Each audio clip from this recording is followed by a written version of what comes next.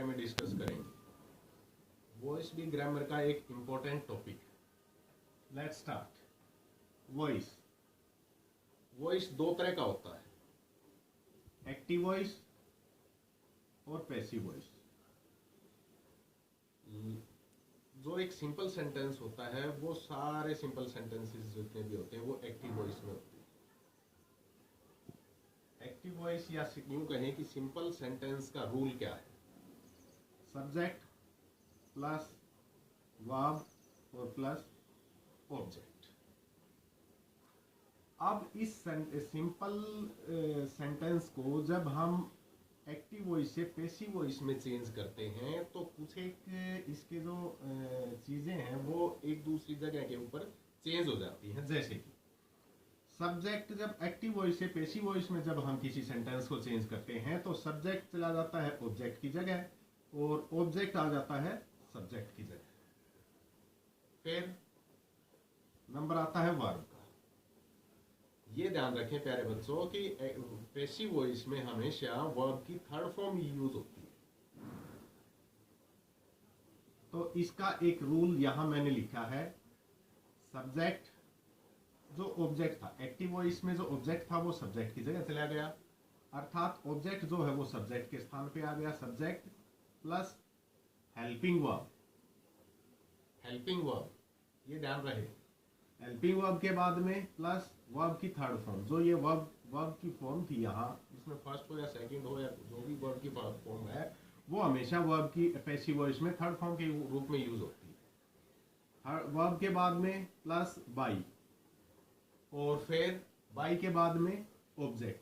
जो यहाँ active voice में सब्जेक्ट जो था वो पैसिव वॉइस में ऑब्जेक्ट के स्थान पे चला जाता है। यहाँ दो तीन चीजें आपने याद रखनी है। एक तो एक्टिव वॉइस में जो सब्जेक्ट है वो ऑब्जेक्ट की जगह चला जाता है और ऑब्जेक्ट जो है वो अपना स्थान छोड़ के सब्जेक्ट की जगह पे आ जाता है। फिर उसके बाद में ये जो रूल है ये मैंने पैसिव वॉइस का यहाँ रूल लिख दिया है। तो सब्जेक्ट ऑब्जेक्ट जो है वो सब्जेक्ट की जगह आ गया, सब्जेक्ट आ गया। सब्जेक्ट के बाद में हमेशा पैसिव वॉइस में हेल्पिंग वर्ब यूज होती है। हेल्पिंग वर्ब वो हेल्पिंग वर्ब यूज होती है सब्जेक्ट के अनुसार। सब्जेक्ट अगर सिंगुलर है तो हेल्पिंग वर्ब सिंगुलर यूज होगी और यदि सब्जेक्ट प्लूरल के रूप में है तो हेल्पिंग वर्ब प्लूरल यूज होगी।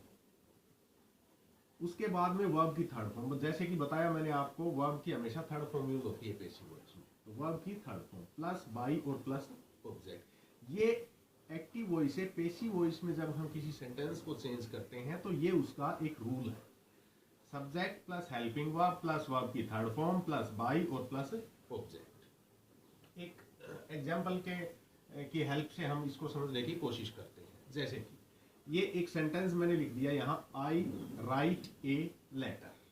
आई राइट ए लेटर ये है एक्टिव वॉइस का सेंटेंस। यदि हम इसको पैसिव वॉइस में चेंज करते हैं तो कैसे चेंज होगा? इसमें सब्जेक्ट क्या है? आई। आई कहां पे चला? पैसिव वॉइस में जब हम इस सेंटेंस को चेंज करेंगे तो आई कहां पे चला जाएगा? ऑब्जेक्ट की जगह। और ऑब्जेक्ट इसमें क्या है? A letter. इसमें सब्जेक्ट क्या है? आई, राइट क्या है? वर्ब, और ए लेटर क्या है? ऑब्जेक्ट। तो आई तो चला जाएगा ए लेटर के स्थान पे और ए लेटर जो है वो आ जाएगा आई के स्थान पे, अर्थात ए लेटर सब्जेक्ट के रूप में यूज होगा पैसिव वॉइस में। तो एक्टिव से पैसिव में अगर हम इसको चेंज करेंगे तो क्या बन जाएगा sentence? A letter, a letter subject. फिर बताया था मैंने हेल्पिंग वर्ब, तो ए लेटर क्या है? सिंगुलर। तो हेल्पिंग वर्ब क्या यूज होगी यहाँ पे? Is. Subject plus helping verb, a letter is. फिर वर्ब की थर्ड फॉर्म, राइट की थर्ड फॉर्म रिटन।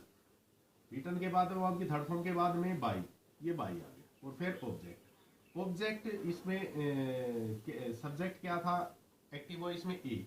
तो आई, सॉरी आई, तो आई का ऑब्जेक्ट क्या बन जाएगा? मी। इस तरह से a letter, I write a letter active voice है। पैसिव वॉइस क्या बन जाएगा? A letter is written by me. ठीक है। इसी तरह से मैंने आपके लिए एक चार्ट बनाया है जो कुछ एक प्रोनाउंस हैं जो चेंज हो जाती हैं एक्टिव वॉइस से पैसिव वॉइस में जब हम किसी सेंटेंस को चेंज करते हैं तो सब्जेक्ट और ऑब्जेक्ट के रूप में चेंज हो जाती है। जैसे कि आई किस में चेंज हो जाती है? यदि एक्टिव वॉइस में आई सब्जेक्ट है तो पैसिव वो ऑब्जेक्ट के रूप में जब किसी सेंटेंस में यूज होगी तो उसकी जगह क्या यूज आ जाएगा, मी। वी किस में चेंज होती है, अस। यू की जगह यू जाता है, यू चेंज नहीं होता।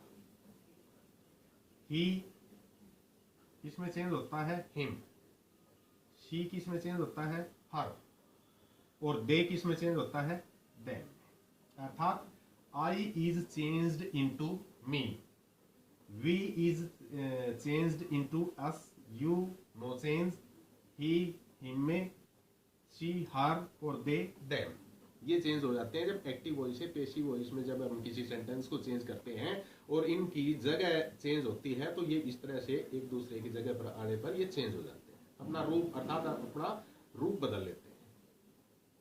उसके बाद में एक चार्ट मैंने आपके लिए टेंस का बनाया, अर्थात टेंस का। टेंस किस तरह से जब हम एक्टिव वॉइस से पैसिव वॉइस बढ़ाते हैं तो टेंस किस तरह से चेंज होते हैं, ये ध्यान रखने की बात। अगर हम टेंस के रूप में एक चीज और मैं आपके सामने क्लियर करना चाहता हूं, यदि हम टेंस के माध्यम से समझने की कोशिश करें वॉइस को तो हो सकता है हमें ज्यादा कंफ्यूजन हो। तो इसके लिए मैंने आपके लिए एक सिंपल सा चार्ट बनाने की कोशिश की है ताकि आपको अच्छी तरह से चीजें क्लियर हो जाए। यदि किसी सेंटेंस में वर्ब की फर्स्ट फॉर्म है, यदि किसी सेंटेंस में वर्ब की फर्स्ट फॉर्म है और एक्टिव वॉइस से उस सेंटेंस को पैसिव वॉइस में चेंज करते हैं तो सब्जेक्ट के बाद में जो रूल बताया था मैंने, पैसिव वॉइस का रूल क्या है, subject plus helping verb plus verb की थर्ड फॉर्म प्लस बाई और प्लस ऑब्जेक्ट। तो यदि वर्ब की फर्स्ट फॉर्म है तो पैसिव वॉइस में के सेंटेंस में वर्ब की फर्स्ट फॉर्म की जगह क्या आ जाएगा, is am are plus verb की थर्ड फॉर्म। अर्थात वर्ब की first form is changed into is am are plus verb की third form. Is am are क्या है यहाँ, helping verb. Helping verb is am are आएगी सेंटेंस में subject के अनुसार। सब्जेक्ट यदि सिंगुलर है तो सिंगुलर वर्ब और हेल्पिंग वर्ब, और प्लूरल है तो प्लूरल हेल्पिंग वर्ब। यदि किसी एक्टिव वॉइस के सेंटेंस में सेकंड फॉर्म है, यदि किसी एक्टिव वॉइस के सेंटेंस में सेकंड फॉर्म है तो उस सेंटेंस को हम पैसिव वॉइस में चेंज करेंगे तो वर्ब की सेकंड फॉर्म के स्थान पे वाज वर्ब प्लस वर्ब की थर्ड फॉर्म। सेकंड फॉर्म अर्थात second form is changed into was verb, was oblique verb plus verb की थर्ड फॉर्म। वाज वर्ब क्या है, हेल्पिंग वर्ब। ये ध्यान रहे, हेल्पिंग वर्ब जहां ये subject plus helping verb plus verb की थर्ड फॉर्म प्लस बाई और प्लस ऑब्जेक्ट, ये पैसिव वॉइस का जो रूल मैंने यहाँ लिखा हुआ है। तो हेल्पिंग वर्ब ये is am are was verb has have, ये सारी हेल्पिंग वर्ब है। तो हेल्पिंग वर्ब यदि सब्जेक्ट सिंगुलर है तो वाज और प्लूरल है तो वर। अर्थात यदि किसी सेंटेंस में फर्स्ट फॉर्म है एक्टिव वॉइस में और पैसिव वॉइस में चेंज करेंगे तो फर्स्ट फॉर्म की जगह is am are, is oblique am oblique are plus verb की थर्ड फॉर्म। यदि वर्ब की सेकंड फॉर्म है तो पैसिव वॉइस में was oblique were plus third form, अर्थात सेकंड फॉर्म की जगह है helping verb plus third form. Helping verb क्या आ जाएगी, सेकंड फॉर्म है तो वाज वर्ब और फर्स्ट फॉर्म है तो हेल्पिंग वर्ब क्या आएगी, इज एम आर। अब आगे चलते हैं। यदि किसी सेंटेंस में पहले से ही हेल्पिंग वर्ब यूज हो रही है एक्टिव वॉइस में तो पैसिव वॉइस में क्या यूज होगा, ये देखते हैं। यदि किसी सेंटेंस एक्टिव वॉइस के सेंटेंस में is am are was were, इनमें से कोई भी हेल्पिंग वर्ब यूज हो रही है और उसको यदि हम पैसिव वॉइस में चेंज करेंगे तब कैसे चेंज करेंगे, तो उसके लिए मैंने आपके लिए ये लिखा है कि is am are was were तो यू की यू रहेंगी हेल्पिंग वर्ब, केवल सब्जेक्ट ऑब्जेक्ट एक दूसरे की जगह चेंज हो जाएंगे और उसी के अनुसार हेल्पिंग वर्ब चेंज होगी। और उसके बाद में हेल्पिंग वर्ब के बाद में ये वर्ब की फर्स्ट फॉर्म बताया आपको, वर्ब की फर्स्ट फॉर्म के एक्टिव वॉइस में तो वर्ब की फर्स्ट फॉर्म के साथ आईएनजी आता है। तो थर्ड फॉर्म अगर हमने यूज करनी है तो फिर उस आईएनजी को कहाँ लेके जाएंगे, उसके लिए एक वर्ड लगाया है बी ई के साथ बीइंग आईएनजी जोड़ देंगे तो वर्ड बन जाएगा बीइंग। अर्थात एक्टिव वॉइस से पेसिव वॉइस में चेंज करेंगे तो सारी की सारी हेल्पिंग वर्ब ये इज, एम, आर या वाज, वर इनमें से कोई भी है तो वो, और उसके बाद में plus B E I N G being plus verb की थर्ड फॉर्म प्लस वाई और प्लस ऑब्जेक्ट। ठीक है। अब नेक्स्ट हेल्पिंग वर्ब का नंबर आता है हैज या हैव या हैड। इनमें से कोई भी हेल्पिंग वर्ब एक्टिव वॉइस के सेंटेंस में यूज हो रही है और यदि पैसिव वॉइस में चेंज करेंगे तो इनके साथ में BEEN बीन एक वर्ड यूज होगा। अर्थात हैज या हैव या हैड कोई भी हेल्पिंग वर्ब है वो अकॉर्डिंग टू सब्जेक्ट, ये ध्यान रहे, पैसिव वॉइस के सब्जेक्ट के अनुसार ये हेल्पिंग वर्ब जो है ये आएंगी। और हैज या हैव या हैड के बाद में प्लस बीन, BEEN बीन और प्लस वर्ब की थर्ड, ये ध्यान रहे। यदि किसी सेंटेंस में हैज, हैव, हैड अगर यूज हो रहा है और उसको पैसिव वॉइस में चेंज करेंगे तो हैज या हैव या हैड जो भी हेल्पिंग वर्ब है उसके बाद में प्लस बीन, BEEN बीन और प्लस वर्ब की थर्ड। बाकी रूल एज इट इज रहेगा। जैसे कि रूल मैंने यहां बताया था, subject plus helping verb plus verb की थर्ड फॉर्म प्लस बाई और प्लस ऑब्जेक्ट। अब नेक्स्ट आता है नंबर आता है हेल्पिंग वर्ब का, फ्यूचर टेंस की हेल्पिंग वर्ब विल और शैल।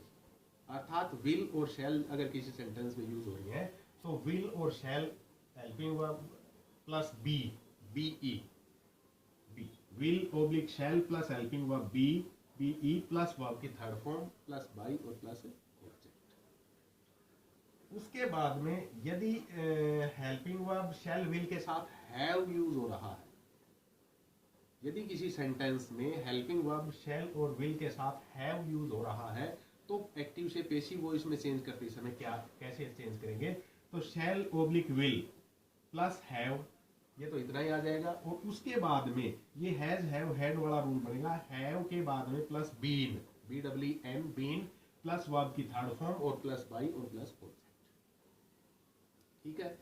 नेक्स्ट एक हेल्पिंग वर्ब जिसको हम बोलते हैं मॉडल।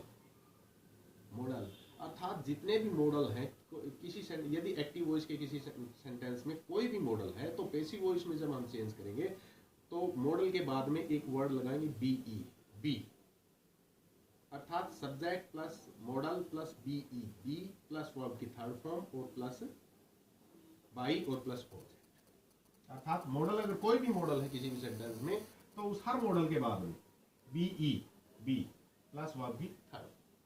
अब एक मॉडल का मैं एक एग्जांपल देके आपको समझाता हूँ कैसे हम कैसे हम चेंज करते हैं। जैसे एक सेंटेंस है यहाँ, you must take medicine, you must take medicine, तो इसको चेंज करेंगे एक्टिव वॉइस से पैसिव वॉइस में। तो कैसे चेंज करेंगे, यू क्या है सब्जेक्ट, मस्ट क्या है मॉडल, टेक क्या है वर्ब और मेडिसिन क्या है ऑब्जेक्ट। तो सब एक्टिव वॉइस से पैसिव वॉइस में चेंज करेंगे तो ऑब्जेक्ट की जगह सब्जेक्ट आ जाएगा। तो सब्जेक्ट से स्टार्ट करते हैं, ऑब्जेक्ट यहाँ मेडिसिन है तो मेडिसिन सब्जेक्ट के रूप में यूज होगा मेडिसिन। फिर क्या है मॉडल, मस्ट, मॉडल के बाद में रूल क्या बताया था BE बी, मस्ट बी। फिर वर्ब क्या है टेक, टेक की third form taken plus by और प्लस ऑब्जेक्ट। ऑब्जेक्ट इसमें एक्टिव वॉइस में सब्जेक्ट क्या था यू, यू ऑब्जेक्ट के रूप में हो जाएगा यू, अर्थात यू चेंज नहीं होता, यू एज इट इज रहता है। Medicine must be taken by you. इस तरह से बच्चों ज्यादा से ज्यादा अगर आप इन रूल्स की प्रैक्टिस करेंगे, ये रूल्स ध्यान में रखते हुए जितनी ज्यादा प्रैक्टिस करेंगे उतना ही ज्यादा चीजें आपको क्लियर होती चलेंगी। Thank you.